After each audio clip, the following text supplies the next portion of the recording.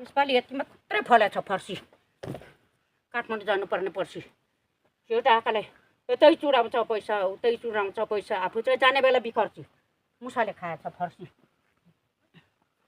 5 दिनमा आएको यो सुतिरहेको होला यसलाई के पो गर्नु ईश्वरले सृष्टि खनेको माया तिम्रै फुर्सदमा बनाएको हे हे हाय जेनै शीतल बनाउने बरको छायालाई तानेरै लैजाऊ कि झुम्के मायालाई। सबैजनालाई नमस्ते नमस्कार। म प्रशान्त राई।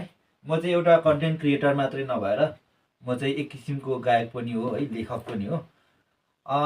म चाहिँ यो अहिले हाम्रो लोकप्रिय नेपालकै लोकप्रिय गायिका खोटाङ जिल्लाकै हुनुहुन्छ नि त बबिना किराती। उहाँ नानाको चाहिँ म एकदम बिग फ्यान हो है।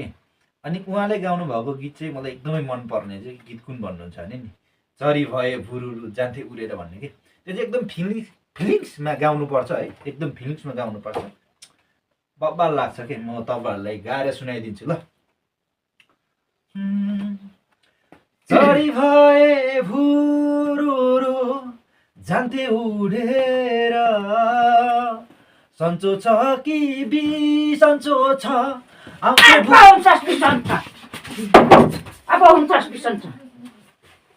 पानीमा पादे जस्तो तेरो स्वर छ गायककार अरे त